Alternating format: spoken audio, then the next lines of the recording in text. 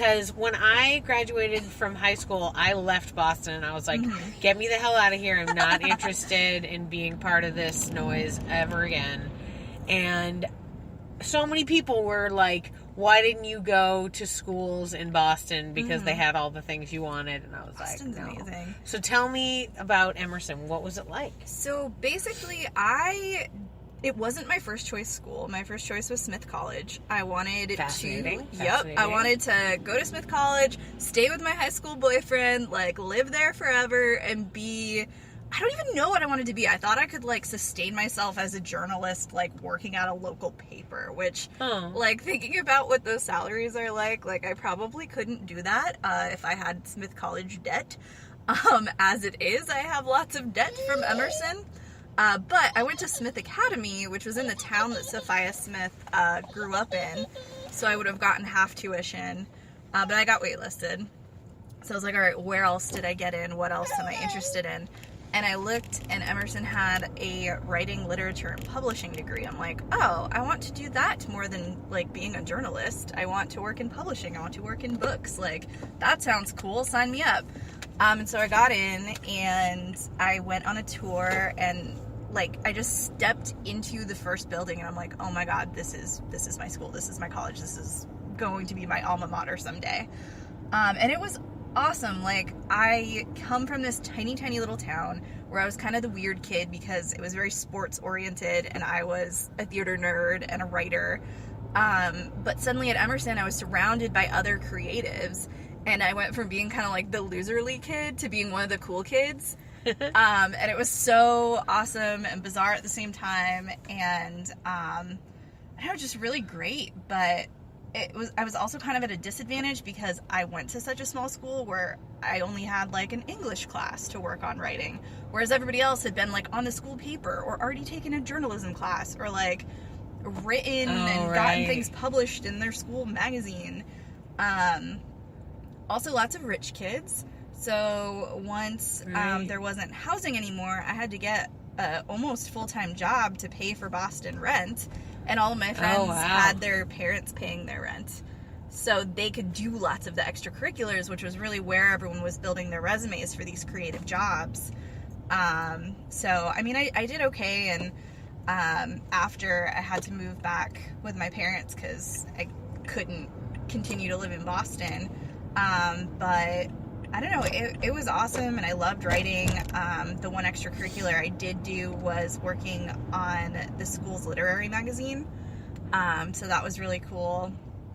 And I had a couple of internships in Boston at publishing houses, which helped me get an internship back in Western Mass at Family Fun magazine. Yeah, and then I kind of realized like publishing wasn't going to be a very lucrative job and I had lots of debt. And wanted to not live at my parents' house forever. So I kind of channeled those talents into a marketing position, and that's kind of where my career started. So, so you're in marketing as during the day? My day job actually kind of has evolved from marketing. Oh, okay. I started working as what was called a community consultant. So I was working for a SaaS company that created online social communities for nonprofits, and then I realized that I really like connecting with people and talking with people and like fostering those relationships. So I got a job as a customer success manager for a company called Procore, and that's where I've been working for the past few months, just being in charge of those relationships with our customers and making sure that they're going to renew again. If they're not going to renew, then why? Trying to like repair that relationship and get them what they need so that they do renew. So it's kind of a more focused in the whole relationship aspect of things that I like. Yeah. So that's my day job. That's good. I'm glad. It sounds like you enjoy it. I do. That's great. That's really wonderful. So I know you mostly from my performance perspective, but it sounds like your education, and I know some success in your life has been in writing. Yep. Before I ask you about your book, then tell me, how did you get to Austin? How did you get into improv? Were both of those things, part of a transition, when you graduated, or what got you here? So I had it in my head I was going to move to Los Angeles. Sure. And it wasn't for performing or anything. I just figured I would continue to work in marketing, but I would live in Los Angeles where the weather is gorgeous, and I had friends who were doing film, so I knew people already. I met the man that would become my husband, and he is not a person that would do well in LA. He's kind of big and grumpy, and I got one of those too. Exactly, yeah. I feel like I'm talking about a toddler or cat or something. He takes a little warming up to, but he is very sweet, and he's a creative type also. But he would not do well in LA. So I was like, look, I just want to get out of Massachusetts. I want to go somewhere with beautiful weather. That's all I need. I can really work anywhere. And he's like, well, let's keep our options open. And so my best friend moved here because her husband got a job at Facebook. Right and on. I came to visit, and I adored it. And I came home, and I'm like, Austin's awesome. He's like, well, do we want to move to Austin? I'm like, would you want to move to Austin? Have you ever been to Austin? He's like, my aunt lives there. Like, I used to go all the time. And she'll let us live with her. She's like, she works at Dell. She's got like a pretty awesome job, and she's not in her house half the time because she's managing a team that has an office in Taiwan, I think. So we did it. We moved down here together. Corey got a job first, and then I got one soon after, and got our own place, and it was just kind of like we wanted to move somewhere, and Austin just fit. How many years ago was that? 5. Right on. I was going to say, because you've been here a while. Been here. Yeah. 4 coming up 5, yeah. Yeah. Still, that, compared to a lot of people, that's a long time. You meet people and they're like, I moved here last week. And Exactly. You're like, okay. I'm like, I get excited though. I'm like, oh, there's so many things I can show you. Because I haven't been here long enough to be like, Austin's going to crap. All these things are happening, and it used to be so much better. I'm like, Austin's awesome, and it's getting more awesome. I think so too, and I think that I don't think that it's like you're gonna eventually become that in the same way that like people say, oh, by the end of, the longer you're married, the more you get, ornery about it. I really think it's just a personality. If you're open to like excitement and change, and you can roll with the punches, I feel like living in a booming city or having a relationship, you could be fine. Exactly. Oops. I almost forgot to get off on airport. And as for improv, I've been like performing in some capacity since I was 6. Like, I've always been on a stage. That's my happy place. So, Left? Yeah, left. And just go till airport ends. Okay.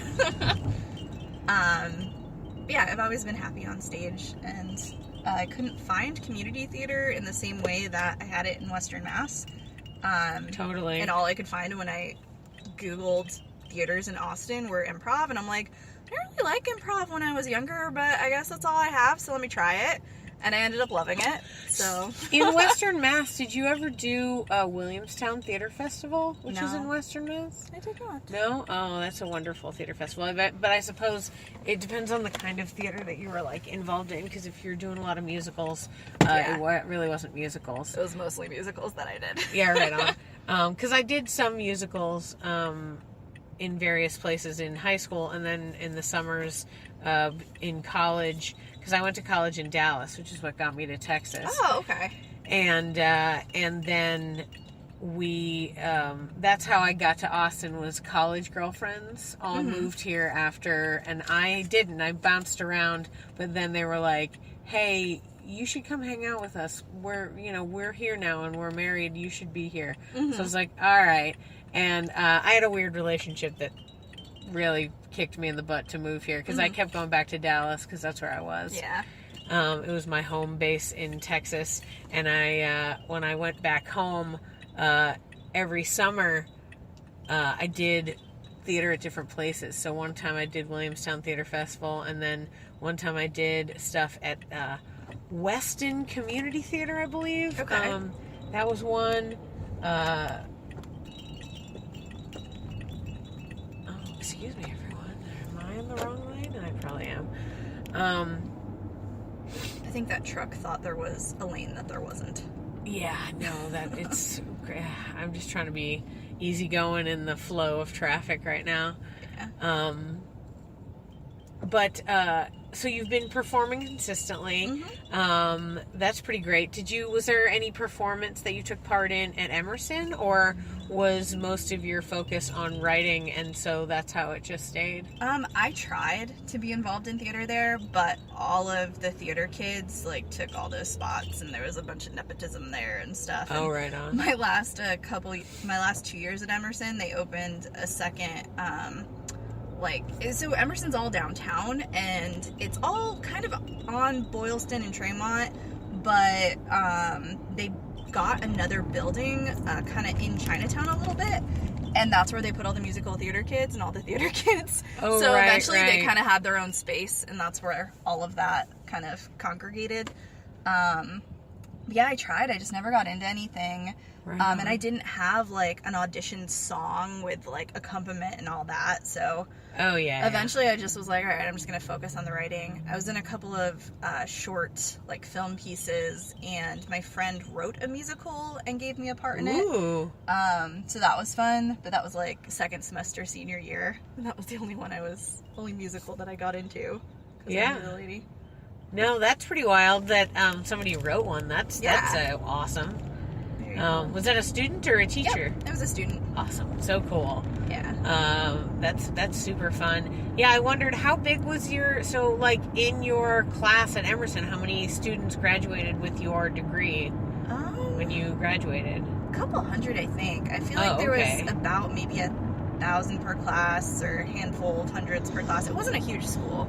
Oh, right on. Well, there were 6 graduating drama majors in my college. So I personally know all 6 Mm-hmm. of the people who graduated with the same degree as I did in the same year, and I keep track of them, because I think it's really awesome that most of us, if not all of us, are doing theater stuff in life. And I was like, yeah, way to stick with it. Heck yeah. I keep seeing people I recognize like in TV and stuff. I'm like, that's good. I'm glad that you were able to make this happen.